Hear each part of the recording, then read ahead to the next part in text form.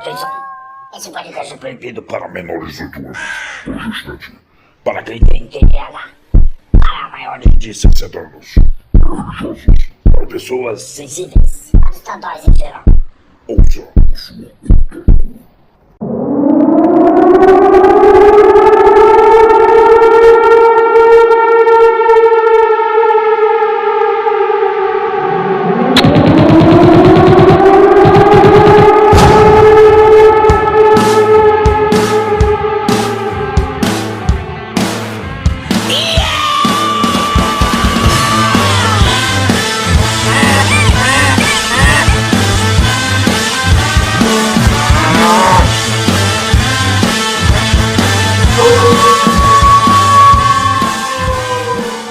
Filhos do Cabaré.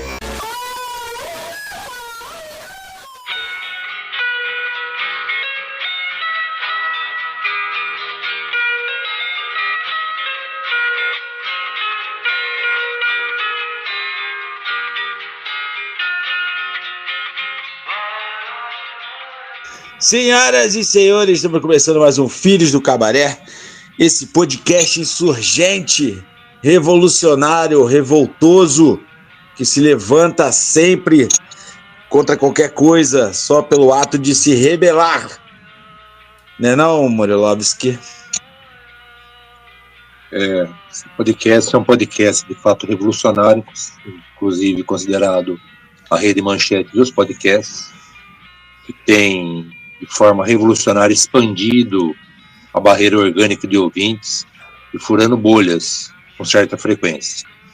Eu queria agradecer os ouvintes, aproveito o momento para que peço a eles, inscrevam-se no canal, esmaguem esse dedo no like, caso não queiram que apareça alguém na sua casa falando "Raça la vista, baby". E na hora de os abraços a Dilson Rodrigues Maguila, gostaria de deixar minhas saudações para o André, para o Sidão, para o Sarjão, para o Joelson, para o Matheus, para o João Dunha, para o Cunha, para o Fabinho, para o tio do Brunão, para minha cunhada, para a Eva, para o Adão, para o Milhão, para o Zinho, para o Zeta, para o seu Milênio e para o Rodolfo Rodrigues e demais amigos e amigas que acompanham e escutam o nosso canal. A nossa pesquisa de hoje, a nossa enquete, vai mudar porque o Brunão, por algum motivo, dizem que é um motivo religioso, ele não pôde ou não quis responder se ele sabe nadar. Mas continuando ainda no tema do esporte, a gente vai fazer a seguinte pergunta para o Brunão: se o Brunão chuta para gol, podendo fazer uma resposta muito simples, é claro, se sim ou se não. Não vou participar, me nego a participar dessas coisas. Sou um homem já de quase 50 anos, não vou participar dessas coisas de quinta série que você fica me instando a participar. Quero registrar minha indignação aqui com essas pegadinhas sem propósito. Obrigado. Igual os deputados lá. E aí, Vitor? Tudo bom, cara? E aí, rapaziada, firmão, um salve aí para todos os nossos ouvintes. E adiantando um pouco sobre o tema de hoje, eu tenho uma frase sensacional aqui sobre Fidel Castro. Não podemos acreditar que um homossexual poderia reunir condições e os requisitos de conduta que permitiriam considerá-lo um verdadeiro revolucionário, um verdadeiro militante comunista. Então, rapaziada, parem de usar a porra da camisa do Che Guevara e do Fidel Castro e falar sobre Cuba, porra. Mas caralho, eu não vejo ninguém usar a camisa do Fidel Castro, cara. Nunca vi. Cara, mano, eu vi um cara essa semana. Semana. Na sua vida inteira você viu um cara. Não, é que eu vou mandar essa pra ele, porque eu não pude falar isso pra ele pessoalmente por questões trabalhistas. E aí, como a internet é uma terra de ninguém, vai ser por aqui mesmo. Porque, novamente, né, a citação histórica não fui eu que falei. A gente precisa tomar cuidado e colocar as coisas nos seus devidos contextos, né? Não, exatamente. É que o contexto histórico é que os caras eram esse tipo de pessoa. E não tem problema nenhum você ter a sua vertente política, seja ela qual for, independente da sua orientação sexual. No entanto, é deveras contraditório você exaltar a figura de um homem, ou de um indivíduo que seja, que era a favor da sua, não só do seu exílio, como da sua morte no contexto político que ele achava necessário para o país. Então, tá aí, tá bem contextualizado, não tá? Mas a homofobia, Vitor, ela é uma constante em praticamente todas as sociedades, praticamente todas as épocas, né? Principalmente a partir da Idade Média, a homofobia ela vai se tornar quase que uma política. Obviamente que se você olhar pela visão marxista, você não vai conseguir fazer ou não vai conseguir trabalhar essa questão envolvendo as questões da homofobia, nem inclusive as questões que envolvem determinados tipos de preconceito. Até porque o preconceito contra o homossexual, como a gente entende, ele é uma leitura muito atual, não é uma leitura antiga, né? A gente está falando assim, obviamente que não é algo tão antigo, mas a gente está falando aí da metade do século XX, né? Então, e os povos latino-americanos, no geral, eles são povos muito homofóbicos, independente das vertentes políticas, né? Então a gente tem que contextualizar. E não é por isso que você teve, obviamente, avanços importantes, né, com a Revolução Cubana. Ela é um ponto de virada sobre muitos aspectos. Inclusive, o próprio fato, por exemplo, de você pegar o Nelson Mandela na África do Sul, a sua própria existência, né, e o que ele fez importante na África do Sul, entre outras, se deve ao fato da intervenção cubana na África.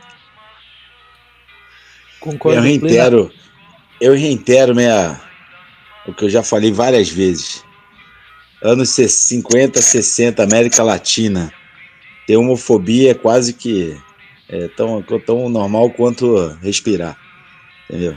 Então, a pergunta seria o seguinte: se Che Guevara fosse vivo hoje, ele seria homofóbico? Essa é a pergunta, entendeu? Aliás, não se tem, pelo menos tudo que eu já li até hoje do Che, nunca vi nada, um posicionamento dele contra. Assim, na verdade, as preocupações eram outras, né? Não essa de o que o cara faz com a própria bunda, né? Mas, reitero, anos 50, 60, América Latina, pô, cara, obviamente eram todos homofóbicos. Até os anos 90 nós éramos, cara. Entendeu? Passamos a mudar isso de 2000 para cá. Mudar pouco, né? Ainda tem homofobia. Concordo plenamente com vocês. Eu acredito que exista uma necessidade de novas figuras, cara. A gente tem que... Porque é como o Murilão deixou bem explícito, o mundo mudou. O mundo mudou e a gente precisa de novas... Não só novas políticas, mas como novas culturas, novas imagens pra gente tirar como exemplo, entendeu? Porque, por incrível que pareça, eu acredito que no contexto que a gente vive hoje, talvez esses Hegel, os irmãos Castro, o próprio Che, eu não sei se eles caberiam como revolucionários no mundo de hoje. Eles eram frutos do tempo dele, né, cara? Do tempo que eles viviam, né? Mesmo que você pensar em Lenin, Marx, entendeu? Eles são frutos dos tempos que eles viviam, cara. Entendeu? Então, você tem quando você pegar esses caras, você tem que entender a conjuntura que eles estavam. Entendeu? Hoje o mundo é diferente, entendeu? Lógico, aparece um ou outro, algum líder, alguma coisa assim, mas ainda não alguém para ser icônico a esse ponto de você saber que é uma pessoa que daqui, sei lá, a 50, 60 anos vai se falar dessa pessoa hoje. Hoje essa pessoa não existe no mundo, entendeu? No mundo não existe essa pessoa assim, sabe? Que você vai falar assim, porra, vamos falar. Talvez a última foi que o Murilo mencionou aí. A última pessoa que ela transcendeu o tempo dela foi Mandela, entendeu? Foi Mandela, assim. que depois disso você não vê no mundo alguém que você fala, porra, esse cara aí, entendeu? Esse cara aí é um cara que é icônico, né? É um ícone do século, assim. Quando você fizer a linha do tempo do século, vai ter aquele pontinho lá que vai falar daquele cara. A gente tem depois do Mandela não teve mais ninguém, não que eu me recorde agora, entendeu? Eu não lembro de ninguém assim que você fala, puta, esse cara realmente foi importante, entendeu? Foi relevante, né, na luta dele e tudo mais. Não tem, entendeu? Hoje não tem alguém que daqui a 30 anos virar camiseta. Hoje não tem essa pessoa. Isso é um excelente gancho pro nosso tema de hoje, cara. Olha só, o rei do gancho. Que conveniente, hein? Você é louco. Eu tô ficando profissional nessa porra. Você viu, velho? Você viu?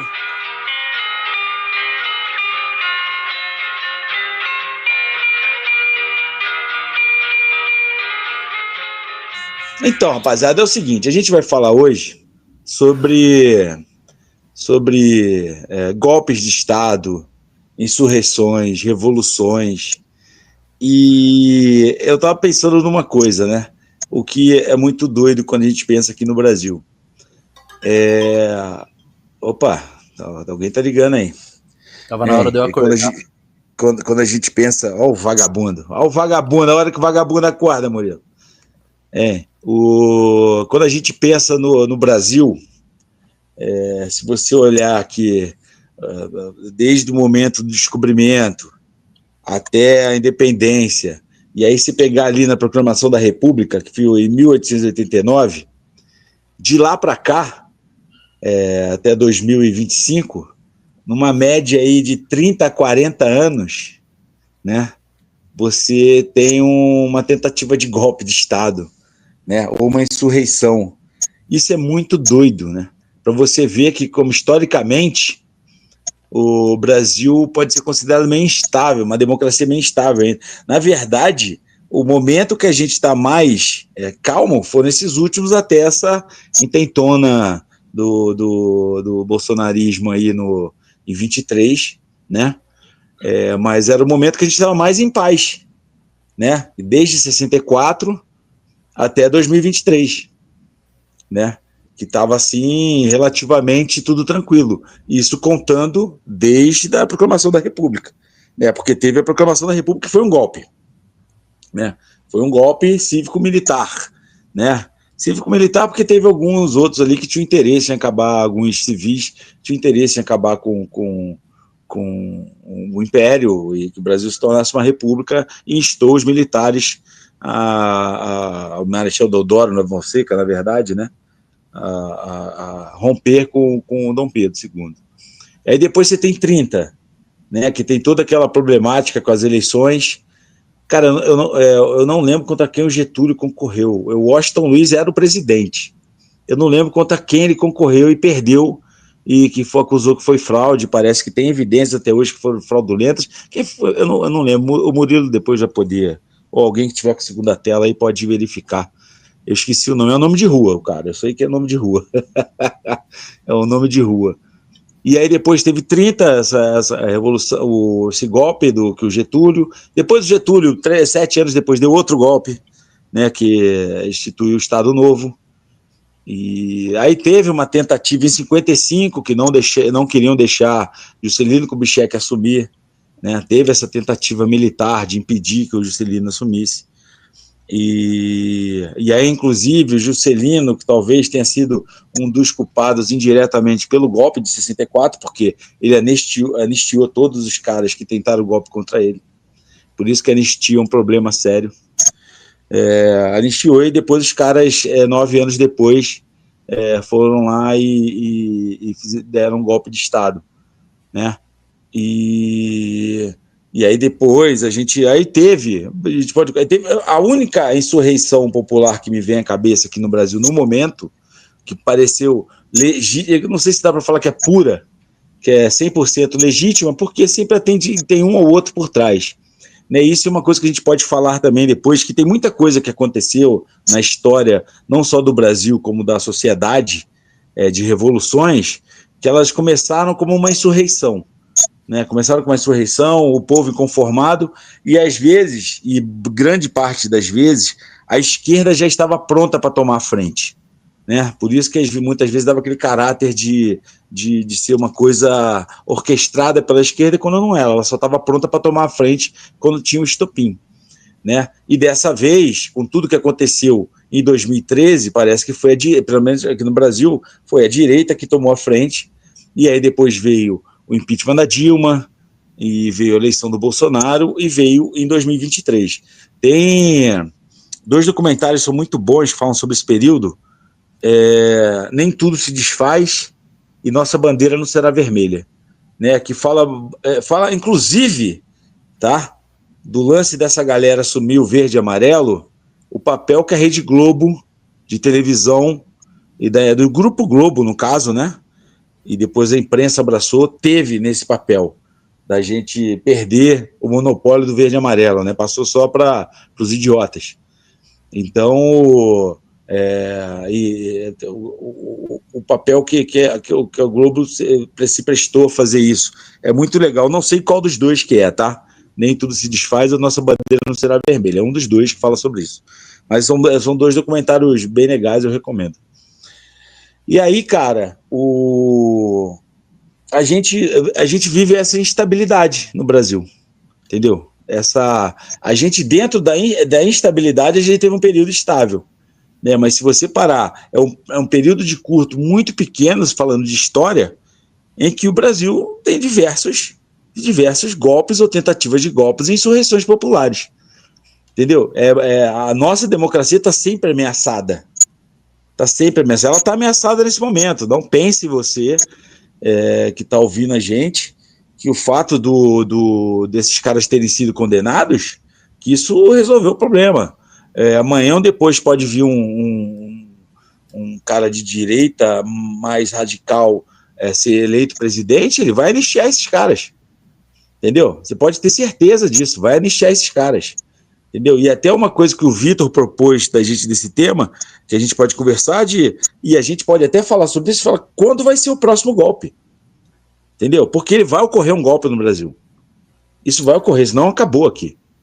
Isso não acabou aqui. Vai ocorrer um outro golpe. Entendeu? Oi. Estudando sobre esse tema, cara, eu li uma matéria na Super Interessante, e aí eu tenho um dado interessante para compartilhar aqui sobre o que você falou. Só uma coisa, na super Interessante tinha um dado interessante. Pô, os caras tiveram um bom nome no negócio. Um dado interessante e redundante também, olha que sensacional. Mano, nos últimos 129 anos de república, a gente teve 36 governantes e só 12 deles completaram o mandato. Desses 12, só 5 eleitos por voto popular. Então, realmente, cara, o Brasil é extremamente instável e, cara, a gente volta novamente citando o livro Camaradas, que, cara, os processos democráticos têm que ser mantidos em manutenção sempre, porque sempre vai ter alguém querendo tomar o poder. Sim. Sempre vai ter, cara. Sempre vai ter. Quer ver uma coisa? De onde surge isso? Porque não se engane, não existe golpe de Estado em lugar nenhum no mundo sem Forças Armadas. Não existe. Tem que ter participação de Força Armada. Não, senão você não tem controle, tá? Então precisa do braço armado, tá? Que são as Forças Armadas, tá? Então, e as Forças Armadas no Brasil são golpistas. Elas são golpistas. Elas aprendem isso nas academias delas. Isso vai passando de geração em geração. Entendeu? Você vê, por exemplo, o Heleno, salvo engano, o Heleno foi chefe de mordomo, né? Chefe de ordens do Castelo Branco. Eu acho que não sei se vai dar para ser do Castelo Branco. Foi de um desses malucos. Não é do Castelo Branco, Bruno. Não, foi de quem? Foi do general Frota, que tentou dar um golpe no... Isso, no Getúlio. Presidente Geisel. Juscelino, isso, exatamente. Então, e aí o que acontece? Ele queria dar um golpe dentro do golpe. Ele era ajudante de ordens desse cara. E ele o Heleno é velho hoje, mas ele já foi jovem. Então ele tem aquilo desde aquela época, isso foi anos 70, entendeu? Final dos anos 70, o cara está aqui até hoje envolvido com isso. Então isso vai passando, vamos colocar assim, de geração em geração, porque esses caras são famílias, os filhos deles estão no exército. Vídeo o Mauro Cid, que é neto de general, filho de general, ele não vai se tornar general por toda essa cagada que ele fez, né? E por sinal, foi uma coisa que eu vi, que foi levantada pelo Medo e Delírio, que eu achei muito interessante. Quando o advogado do Cid foi fazer as alegações finais dele lá, orais, ele levantou o currículo do Cid. E o Cid, ele era do Kids Pretos, e o Kid Preto, cara, tem entre as suas... a Força Especial do Exército Brasileiro. Tem entre suas funções criar insurreições. Entendeu? Tipo a CIA fez pela América Latina inteira, nos anos 50 e 60, que a CIA se juntou às Forças Armadas aqui e com medo da Revolução Cubana e da influência da União Soviética, eles alimentaram diversas revoluções, golpes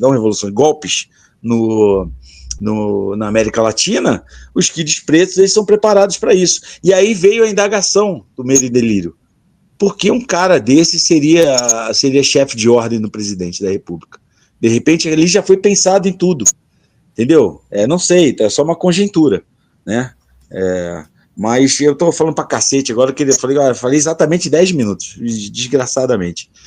Murilão, você que viveu todas essas eras, desde Deodoro pra cá, quais são as percepções que você tem, assim, iniciais da gente entrar no tema, assim, Murilo? Eu só queria fazer uma correção, porque eu vivi um pouco antes, inclusive, e foi o golpe da maioridade, ainda no período do Império, né? Então, só para fazer essa correção histórica. Verdade. O Brasil, ele é um... Eu me ativo à República, né? Mas você quer ir para o tempo do Império, tudo bem. O Brasil, ele é um país que ele foi criado, a sua história está mergulhada nos golpes. Então, os golpes contra as instituições, contra o poder, são muito comuns. Então, a gente tem aproximadamente, depende muito do autor que faz esse levantamento, por volta aí de 7, 8 golpes, desde que o Brasil começou a se colocar como um país, ainda no período do Império. Então, é um país que ele se desenvolveu, entre outras coisas, em função dos golpes, principalmente os golpes militares. E uma outra coisa muito interessante que você deixou bastante claro é que todas as tentativas de golpe, todos os golpes, ninguém nunca tinha sido condenado, ninguém nunca tinha sido julgado, ninguém nunca tinha sido culpado pelas atitudes, e com exceção do que aconteceu agora com o julgamento do Bolsonaro e dos generais, das pessoas ali mais próximas, né, naquele primeiro grupo mais... Seus asseclas, vamos dar o nome dos bois. Então, assim, isso é muito comum na história brasileira, né? A nossa política, ela sempre foi uma política baseada na instabilidade, porque a nossa burguesia, ela é uma burguesia que ela não acredita na institucionalidade, né? Ela sempre foi uma burguesia anti-institucional. Então, toda vez que por algum motivo se acreditava que a institucionalidade ela não estava de acordo com os interesses da burguesia, ela se voltava contra, né? Normalmente ou geralmente, fazendo com que as Forças Armadas elas entrassem em ação, porque as Forças Armadas ela acaba sendo um braço armado dos interesses da burguesia, né? Talvez aí uma exceção tenha sido Getúlio Vargas quando ele perdeu as eleições para o Júlio Prestes. Então ali talvez você tenha ali alguns autores discutindo que se extrapolou no fato de que o Júlio Prestes respondia às necessidades da burguesia. Contudo, uma parte da burguesia, ainda assim, e das Forças Armadas, acabou apoiando Getúlio Prestes. Então, Jânio Quadros, desculpa, Getúlio Vargas, olha Getúlio Prestes. Getúlio Vargas. Dando falha na Matrix aí. Pois é, Getúlio Vargas. Então você tem ali, naquele momento, uma divisão, né, dessa burguesia. Inclusive a burguesia paulista vai se voltar contra Getúlio Vargas, né? Inclusive com a criação da USP, enfim, uma série de fatores aí vai fazer com que essa burguesia paulista, ela se volte contra o Getúlio, fazendo com que tenhamos, inclusive, a guerra constitucionalista. Os paulistas, inclusive, acabaram perdendo essa guerra. Então, é um ato contínuo os golpes no Brasil. E, normalmente, esses golpes, eles vêm disfarçados de uma série de perspectivas que elas não são verdadeiras, né? Ou elas são travestidas de nomes para que isso que seja um golpe, ele não seja visto como um golpe. E o último foi o golpe de 64, que eles disseram que foi uma revolução. Então, o Brasil, ele também tem uma característica que é o seguinte: os golpes, você obviamente nunca convida o povo a participar, né? E aí você nomina com um novo nome, você dá um novo nome para tentar mudar o caráter do golpe, né? Então, esse golpe de 64 disseram que foi uma revolução, que na verdade seria uma revolução então sem povo, porque o povo não participa dela, né? Já visto que se você pegar o quadro em que você tem lá Dom Pedro I declarando a independência do Brasil, você vê ali a elite portuguesa declarando essa independência, e você olhar, você vê o que representa o povo brasileiro no quadro, ele está o quê? Ele está à parte, ele não participa. A nossa elite era uma elite que ela nunca conseguiu ver com bons olhos o nosso povo, né? Nós somos um país latino-americano, um país mestiço, né? Um país feito de a mistura dos brancos, dos negros e dos indígenas, e a nossa burguesia, ela jamais admitiu que o povo, ele, de alguma forma, tivesse importância ou fosse conclamado a participar dessas mudanças. Vocês citaram duas coisas importantes aí, que uma foi a participação da direita e da esquerda em alguma das revoltas que ocorrem no Brasil. O Brasil também diferente do que se imagina. O Brasil não é um país pacífico, o Brasil não é o Brasil do homem cordial, como foi colocado por Buarque de Holanda, né? Nós somos um país muito violento, nós somos um país de muitas revoltas, inclusive de muitas revoltas populares, né? Só que essas revoltas, elas sempre foram rapidamente e violentamente caladas, né? O governo estabelecido sempre agiu muito violentamente para que esses movimentos, de alguma forma, eles fossem calados.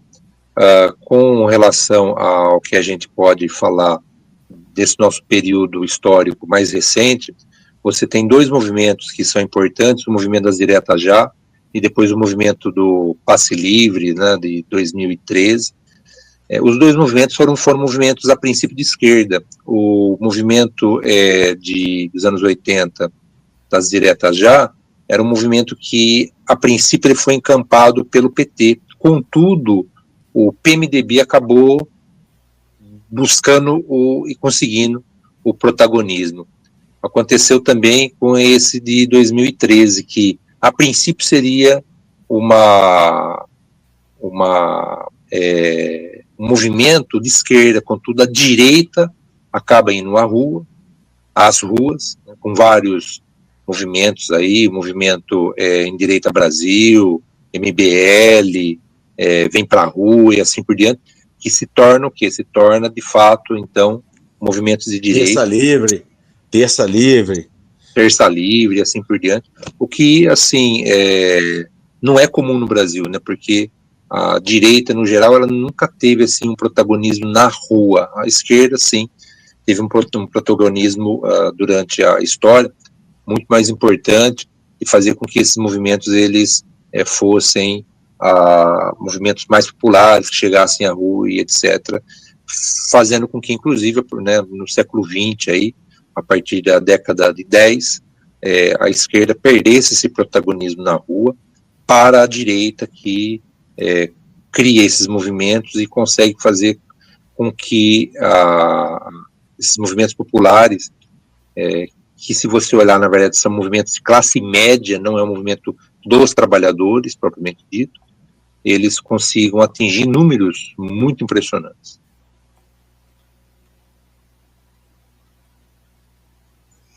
O trabalhador trabalha, né? Mas, ó, uma coisa, de início, eu fui pra rua. Eu fui numa dessas aqui em Americana. Eu fui em uma só, né? Eu fui em uma só aqui em Americana, dessas que depois foram tendo outras pautas, né?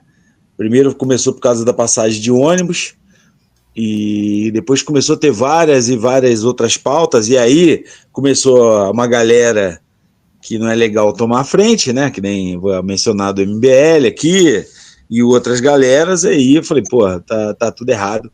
E aí, como eu digo, se querem saber uma retrospectiva de tudo que aconteceu, das jornadas de 2013, como ficaram conhecidas, veja esses 2 documentários que eu falei para vocês. Minha Bandeira Jamais Será Vermelha e Nem Tudo Se Desfaz, que elas são bem interessantes e mostram bem essa cronologia dos fatos. E agora, a pergunta que não quer calar, né? Que até que foi o Vitor que fez, e até ele pode nos... O que você acha, Vitor? Qual que vai ser a próxima? O que vai ser o estopim para uma próxima revolução no Brasil? Um golpe no Brasil, ou revolução, que depende de quem está aplicando, né? Tem quem chame de revolução, né? Tanto é que tem muita gente, como o Murilo mencionou, que chama de revolução de 64, né? De não golpe. E cada um dá o nome que quer, né? Não quer dizer que é o nome que tenha, né? O que você acha, Vitor? Qual que vai ser o próximo? Cara, eu usando o Nepal como referência, ou até Cuba, cara, quem faz revolução é a galera da minha idade. A galera que tem ali entre seus 20 e poucos e seus 30 e poucos anos. E quando eu converso com as pessoas, cara, eu não consigo ver. Tem que ser algo muito, mas absurdamente simples de entender para que as pessoas realmente, tipo, eu vou parar a minha vida agora, porque eu preciso construir algo melhor. Eu preciso literalmente lutar por uma causa. E quando eu olho pra galera que eu converso, a galera que eu trabalho, eu não consigo ver essa galera fazendo isso, entendeu? Que precisa de um estopim, né? Por exemplo, 13 era o lance daquela corrupção toda que estava tendo com o mensalão, com o petrolão, todo aquele lance, né? Todos aqueles anos, né? Então aquilo foi um estopim, né? Que aí a galera, que nem eu falei, aí teve a questão do aumento da passagem de ônibus, mas aí tinha todo esse lance, a galera já de saco cheio, era bombardeada pela imprensa sobre casos de corrupção, né? A gente era bombardeado. Quem não vai lembrar do Jornal Nacional com aquele tubo gigantesco no fundo saindo dinheiro? Aquilo ficou meses e meses e meses e meses aquilo. A gente era bombardeado com aquilo. E depois essa de 23 aí foi por toda aquela retórica criada, né? De que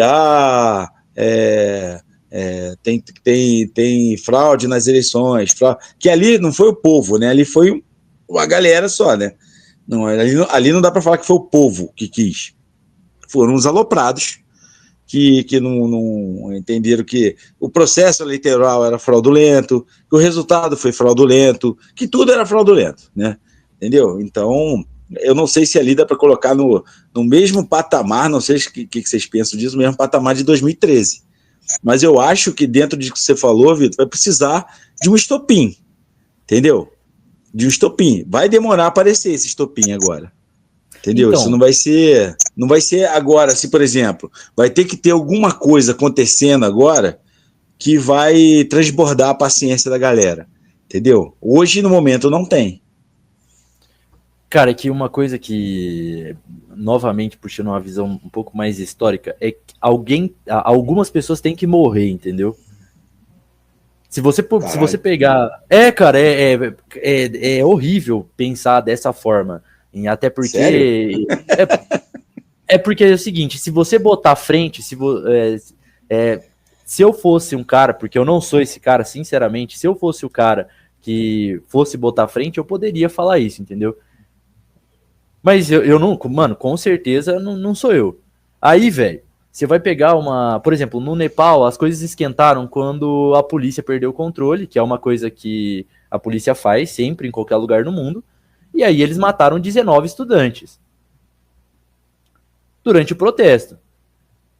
A gente tem o massacre da Praça Vermelha, falando sobre União Soviética, dentre China. outras coisas.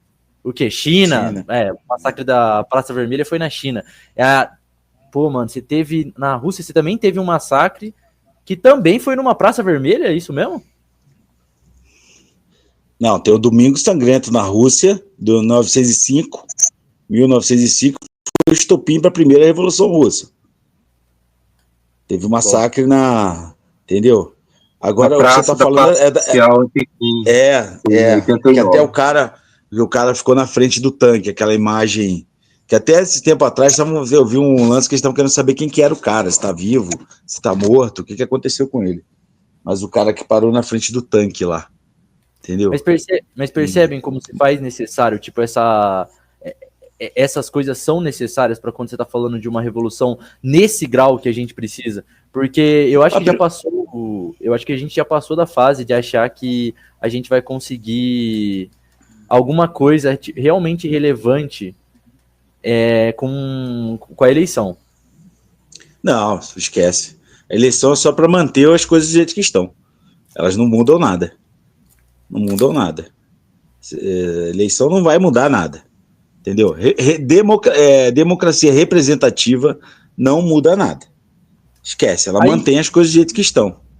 Devolvendo essa pergunta para vocês, rapaziada, essa semana teve aquele palestrante, ou não sei que porra que aquele cara era, nos Estados Unidos, ele foi assassinado durante eu esqueci o nome dele, vocês sabem aí? Cris, não sei o que lá. Exatamente. Cris Alvo. Ele foi assassinado. Aí eu falo uma coisa de homossexual, aí a esquerda não gosta da gente. Aí você fala uma parada dessa, e a direita já não gosta. Se foda a direita, pau no cu deles. Então, mano, se a gente fosse usar isso como esses estopins históricos como referência para a gente falar o que seria um estopim para uma revolução no Brasil, o que vocês acham que seria? Eu ia falar quem a gente teria que matar, mas quem teria que morrer para a gente entrar nesse nível de revolução? Eu não diria que alguém teria que morrer. Eu acho que teria, como eu falei, algo semelhante assim, uma situação já assim, porra, a gente, aquele lance de revolução, de aquele lance de corrupção, de aquela porra toda lá que encheu o saco da galera, a galera foi pra rua e falou, chega dessa merda, vamos mudar isso tudo, né? Para mim, esse tipo de coisa hoje, assim, acho que se alguém, por exemplo, hoje o Bolsonaro for morto, Lula for morto, sei lá, alguém relevante aí for morto, acho que não vai ter uma comoção, fala, pô, mataram o cara, mas acho que não vai ter um levante, entendeu? Não vai acontecer um levante. Salvo engano, que você tá mencionando, me veio a cabeça aí também, aquela primavera árabe também partiu de um assassinato de alguém, não foi? Exatamente. Que aí o bicho começou a pegar também. Mas eu acho que acontece. É assassinado, a pessoa foi assassinada dentro do contexto de já tendo uma revolta, né? De já acontecer no movimento. Vamos supor que lá em 2013, dentro daquilo tudo, em vez de ter sido, sei lá, um cinegrafista lá da Bandeirante que tivesse sido assassinado com um rojão, tivesse sido alguma daquelas lideranças, entendeu? Aí o bicho ia pegar, irmão. Aí o pau ia comer, entendeu? Aí o Brasil ali ia ter uma reviravolta, se acontecesse isso, entendeu? Porque o povo ia se revoltar e falar, pô, mataram o maluco, entendeu? O maluco era a voz da galera. Eu não sei quem que pode ter sido alguém aqui naquela época de ter tomado a frente, assim, né? Então, mas acho que hoje, vamos supor, pô, matam o Bolsonaro. Pô, metade do Brasil fala, pô, graças a Deus mataram essa desgraça, entendeu? Nego não vai ligar, nego não vai na rua pra isso, entendeu? Nego não vai na mesma coisa se for o Lula, entendeu? Do Lula acho que menos gente ainda vai ligar, entendeu? Fala, legal, agora é o Alckmin, entendeu? Então não acho que hoje no Brasil tem essa pessoa que possa ser esse estopim, mas eu acho que é o seguinte, depende muito do contexto. Se já tivesse, por exemplo, vamos supor que dentro daquilo que aconteceu em 8 de janeiro, tá? Se a polícia chega atirando e matando, é que não é fazer que faz isso só com periférico e com professor, né? Não faz isso com gente branca. Mas se ela chega atirando e matando uma galera lá aquele dia, depois que foi nomeado interventor federal na segurança pública de Brasília, aí o bicho ia mudar de figura, cara. Aí ali ia dar merda.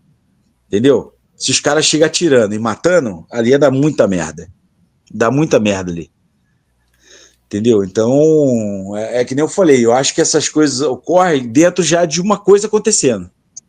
Ela já está acontecendo e aí tem e acontece algo trágico dentro. Aí a porrada canta. Entendeu? Aí o bicho pega. É o que eu penso, assim. Mas acho que hoje, isolado, não. Hoje, isolado, não. Vai ter a galerinha que vai ficar com as teorias de conspiração, os caralho, mas vai ficar por isso mesmo. Cara, eu tive um professor de geografia no cursinho, o Márcio, mano, sensacional, cara. E aí ele falou que o brasileiro foi adestrado. Mano, o cara vai dando nome e CPF de que ele vai falar de merda. É que o cara é sensacional, mano. Ele falou que o brasileiro foi adestrado pra gente ignorar os nossos genocídios diários. Mano, olha como essa frase é foda, cara. Se você parar pra... Como você bem citou, cara, ele falava... ele falou uma parada que eu nunca consegui esquecer, que é que enquanto a gente estiver lutando por causas mais específicas, conjuntas, a gente vai estar sempre fazendo coisas a favor de um governo que faz mal pra gente. Então, ele falou com muito mais eloquência do que eu, obviamente, mas ele citou como acontece um genocídio diário de homens periféricos no Brasil, e como isso é absurdamente ignorado pela massa, e aí toda vez que morre, tipo assim, morreu o filho de uma atriz de não sei o quê. Nossa, aí é uma comoção nacional. Aí tem matéria, tem isso, tem aquilo, porque isso é uma estratégia midiática. As pessoas querem que a gente vamos se importar com essa pessoa aqui, que morreu por a casualidade da vida, coisas que podem acontecer. O cara pode tá andando de skate, ter sido atropelado num túnel, o que não deixa de ser horrível para uma família, mas mesmo assim, cara, a gente tá vivendo ainda, mano... Alô, Cícera Guimarães, hein? Alô, Cícera Guimarães, um abraço. Exatamente. Cara, a gente vive esses genocídios diários todos os dias e a gente ignora. É uma segunda-feira. Um monte de gente morreu na periferia. Foi segunda-feira. Quer ver um exemplo? Vou te dar um exemplo aqui disso que você está falando. Vocês se lembram no começo do governo Bolsonaro que o carro de um músico foi alvejado com mais de 80 tiros e o cara morreu? E ele tava com a filha... Aí agora por causa desse... E um sorveteiro, acho que foi ajudar ele e também morreu, um negócio assim. Um negócio assim que aconteceu lá no Rio, né? Que o exército atirou no cara, tá? Foram soldados que atiraram no cara. Não teve a comoção que tá tendo com esse Charles Kirk aí. Que até o cara ser morto, a maioria não sabia quem era esse maluco. E o maluco é homofóbico, racista do cacete, tá ligado? E ele morreu defendendo o que ele acreditava, né? Então, ele morreu por conta daquilo que ele acreditava. Então, bem feito, mano. Eu quero que se foda, entendeu? Então, cara, é isso que eu tô... Você é o exemplo que a gente tá tendo hoje. O que tem de nego da direita lamentando a morte desse maluco e que não falou nada quando o exército brasileiro alvejou com mais de 80 tiros o carro de um músico. Por quê? O cara era preto periférico, irmão. Entendeu? Aí é que nem você falou, negócio corriqueiro. É uma segunda-feira, é uma terça-feira qualquer, tá ligado? Então, isso aí, mano, isso é muito doido. Isso aí é algo muito comum, né, numa sociedade como nós, que é uma sociedade de classe. Então, tem uma sociedade de classe, essa sociedade, ela... Sociedade de classe sem consciência de classe, não se esqueçam disso. Porque tem muito pobre aí que defende o rico, que ele quer o bem-estar do rico, que ele acha que o rico dá emprego. Tem cara que não tem uma consciência de classe, entendeu? Exatamente, você tem uma sociedade de classe, como você disse, sem conhecimento de que ela vive numa sociedade de classe. Então, obviamente, a morte daqueles que são considerados descartáveis, eles não geram comoção, ao passo de que, quando alguns de uma determinada classe são mortos, gera alguma comoção, né? Ou as pessoas ficam emotivas em função da sua morte, né? Vocês falaram sobre a questão de golpes. Eu vejo que o Brasil já resolvendo essa questão, né, da punição do Bolsonaro e da sua trupe. Isso está acontecendo porque o Bolsonaro e eles estavam bagunçando a chamada institucionalidade. Então, a nossa elite precisava fazer com que essa bagunça ela acabasse, né? A gente voltasse à institucionalidade, que ela tem a sua importância, inclusive de manter uma certa organização social.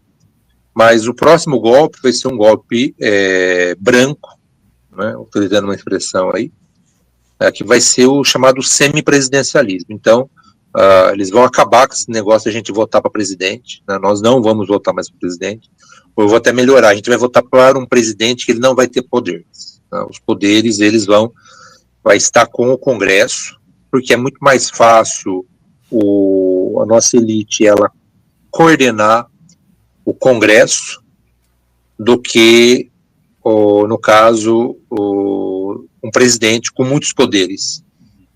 Então eles não querem mais correr o risco, por exemplo, de ter o Bolsonaro, de ter o Lula, e ter que negociar com esses caras e tal. Então a gente vai votar no presidente. Esse presidente ele praticamente não vai ter poder nenhum, ele vai ser uma rainha da Inglaterra, e quem vai coordenar vai ser o Congresso. O Congresso é muito mais fácil de você comprá-lo, de você fazer com que ele atenda aos interesses das elites e das suas forças econômicas. Eles são elite, né? O Congresso é elite. Não, o Congresso não. O Congresso, na verdade, ela trabalha para a elite, mas ela não é elite. Se você pegar se você parar para pensar quem está lá, então, é isso que eu te falo agora. 80% é milionário. Não, não é milionário. Não é. Se você olhar, não é. Não, você é enganado. Se você olhar, pegar a classe para que a maioria desses, eles não são milionários. Obviamente, há milionários ali, né? Mas eles trabalham para os milionários. E talvez até em algum momento eles fiquem também, em função de prestar esse serviço para os milionários, né? Na verdade, sim, os muito milionários, né? Porque mesmo os milionários você tem uma estratificação. Então eu vejo que o próximo golpe que vai acontecer vai ser em cima disso. A gente vai caminhar para o chamado semipresidencialismo. Outra coisa é o seguinte, com relação a movimentos sociais, movimento de rua, é difícil a gente prever, como o Brunão tinha falado anteriormente, qual vai ser o ponto que vai fazer com que essas pessoas, de alguma forma, elas se revoltem, etc. e tal. Eu acho que o próximo, ou provavelmente o próximo movimento de massa que vai ter, vai ser por causa dos entregadores. Então, essa nova classe que tem surgido em função da mudança na estrutura da organização do trabalho, com a vinda do iFood e essas outras empresas, está criando uma nova classe trabalhadora que são dos entregadores. Então, inclusive, eles são muito unidos. Então, eu acredito que o próximo grupo que vai criar um movimento de massa dentro do país vai ser a classe dos entregadores, né? Revoluções é o seguinte, elas não necessariamente são boas ou são ruins. É que a revolução, a gente sabe como ela começa, mas a gente nunca sabe como ela termina. Se você pegar as chamadas primaveras árabes, todos os países que passaram pela primavera árabe, eles pioraram, nenhum deles melhoraram. Eles podem ter derrubado seus ditadores, mas como o poder ele não tem vácuo, outros entraram. E talvez não tenha sido um, mas vários. E esses vários, eles são tão cruéis quanto o que estava lá.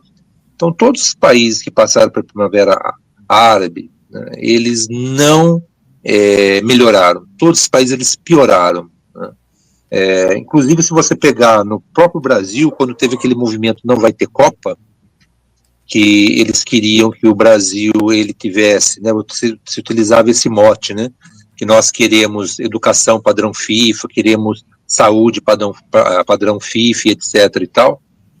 Assim que teve a queda da Dilma, que ela foi empichada, você pode olhar os dados. Tudo no Brasil piorou. A educação piorou, a saúde piorou, todos esses índices, a partir do Temer, eles pioraram, eles não melhoraram, né? Apesar do povo ter saído na rua, cobrando que a gente tivesse esses serviços no nível FIFA.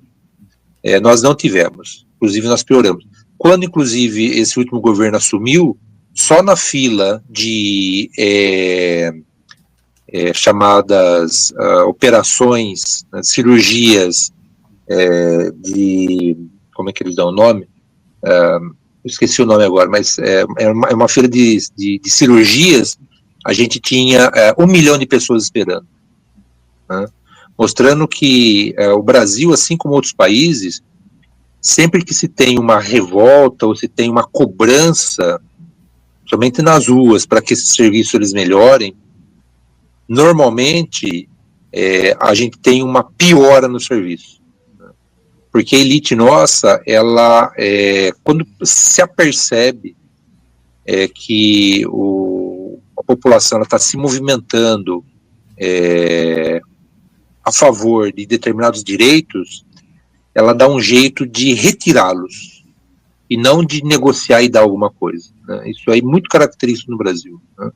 Então foi assim com os direitos trabalhistas, a partir do Temer, foi assim com a saúde, a partir do Temer, foi assim com a educação, a partir do Temer, e outros serviços prestados pelo Estado, né? Isso é bastante característico no Brasil. Caralho, que vibe bosta, hein? Acabamos lá em cima, hein? Nossa, irmão, que coisa horrorosa, velho. Lá em cima, hein? Lá em cima, hein? Cheio de esperança. Você que é jovem, deixamos essa mensagem de esperança para você. Vocês estão fodidos, irmão. Vocês vão pegar a situação pior que a nossa, seus desarrombados. Ai, cara. Mas cara, eu tava até vendo hoje, eu discordo de muita coisa que ele fala, mas aquele Orieg, né, aquele Orieg lá, ele tava falando uma coisa hoje que eu achei interessante, falou, o Brasil tá mais perto de países como Mianmar, esses países aí que volta e meia tá tendo golpe de Estado lá naquela parte da Ásia lá, da Bolívia, da Venezuela do que de grandes democracias do mundo, entendeu? Do Canadá, de uma Inglaterra, a gente está longe desse, por conta disso, que ele até levanta isso. Falou, vocês conseguem imaginar um político, um deputado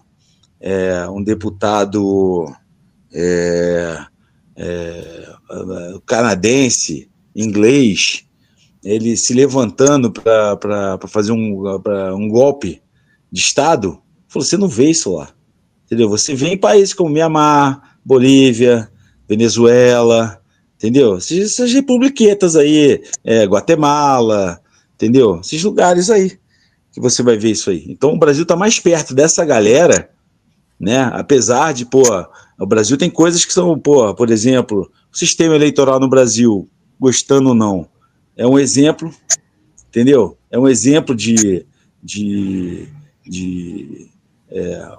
velocidade na apuração, de tudo mais, entendeu? De praticidade, é um negócio muito à frente dos outros. Os Estados Unidos vota no papel ainda, irmão.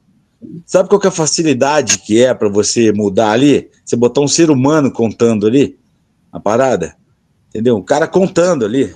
De chegar, é mais fácil você pagar um cara que vai contar ali seu voto do que só que quem já acompanhou a apuração, irmão, como era nos anos 80, 90, quem acompanhou sabe como é que é fácil, cara. É um maluco cantando ali, ó. Fulano, ciclano. É só ele falar outro nome. Ninguém vai ficar lá, peraí, deixa eu ver o papel. Ninguém não mostra, entendeu?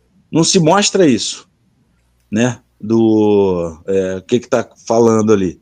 É muito mais fácil do que do sistema eleitoral que é hoje no Brasil, entendeu? E tanto é que tem aquela famosa ligação do Trump lá pro acho que é o governador do Arizona, falando, cara, eu preciso que você me arranje 11 mil votos aí para pegar as cadeiras dessa, né, eu preciso das cadeiras desse estado aí. Então, cara, as pessoas têm essa implicância com essa perseguição ao sistema eleitoral no Brasil, que não tem pé nem cabeça. Aproveitando a deixa sua, Brunão, o sistema eleitoral nosso é um sistema totalmente fidedigno, se criou essa celeuma, e sabe-se por quê, porque quando você cria isso aí, você perde, você utiliza isso para poder acusar fraude, mas nosso sistema ele é um sistema muito bom, reconhecido internacionalmente, inclusive, o Brasil, inclusive, vende esse sistema para outros países. O problema nosso, ele é o problema representativo, né? É o problema em que você faz com que determinadas pessoas, determinados grupos, eles atinjam a vaga, o cargo de deputado, prefeito, assim por diante, em função de outras questões, principalmente a questão econômica. No caso dos Estados Unidos, né, você citou aí o Donald Trump, o sistema eleitoral deles é um sistema eleitoral horrível, para dizer o mínimo, né? Um sistema eleitoral cheio de buracos, né? Um filtro que vaza muita coisa. E além do mais, é o seguinte, o sistema eleitoral deles é um sistema eleitoral feito contra a democracia, porque, veja, você tem lá apenas dois partidos. Por que você tem apenas dois partidos lá? Porque cada estado faz as suas leis eleitorais. Cada estado cria as suas demandas para que você possa criar um partido. Então, para você fazer um partido, e esse partido tenha relevância federal, você precisa conseguir satisfazer as leis eleitorais de todos esses estados, o que é algo praticamente impossível. Então você tem apenas dois partidos, que são partidos que, se você olhar muito de perto, a diferença entre eles não é grande. Então, veja, mesmo a democracia dos Estados Unidos, isso aí foi uma coisa que eles colocaram, que eles disseram, que eles são um grande país democrata, que eles são a grande democracia moderna e assim por diante, você tem aí falhas bizarras, né, coisas assim do arco da velha. E mais, a gente não pode esquecer que negros nos Estados Unidos, a população negra, ela passou a votar só aí a partir da década de 60, só até então eles não votavam. Quer dizer, que democracia é essa, onde você tem um grupo relevante, importante da sociedade, que não tem direito ao voto. Então, assim, essa questão da democracia nos Estados Unidos nada mais é do que um mito. Nada mais é do que um mito. Estados Unidos é aquele cara merdinha, que todo mundo sabe que é um merdinha, mas ele se acha o fodão. É isso que Estados Unidos é. Ele se acha fodão. E um país que foi feito em cima de imigrantes e que inacreditavelmente tem... É escravidão, né? Então, sim, mas e aí tem hoje um movimento contra quem é de fora, né? Então, essa perseguição que é feita lá beira o nazismo. Beira o nazismo. Beira o nazismo. Exatamente. Ai, ai. Alguma coisa a acrescentar aí, Vitor? Bom, eu acredito que para a gente ter uma revolução de fato e mudar alguma coisa no país, a gente tem que abandonar essas demandas próprias. A gente tem que parar de pensar em, a gente é um país que a gente sofre com doença de saneamento básico, que é uma coisa que, para mim, é inconformável um país que, com a economia que nem a nossa, sofrer por doenças de saneamento básico. Então, acredito que a começar, a gente tem que ter alguma coisa que vá afetar todo mundo mesmo, em grande escala, e depois, é claro, as pessoas se desprenderem dessas pequenas causas, entendeu? As pessoas pararem de falar de esquerda, direita, e começarem a falar de um país melhor como um todo. Olha o discurso da Miss Universo aí. Que é a paz mundial, o que mais? Fim da fome. Eu quero a paz mundial e que o silicone seja feito pelo SUS. Ai, vambora, rapaziada. Temos 1 hora agora de episódio. Valeu, Até gente. Até semana que vem. Valeu.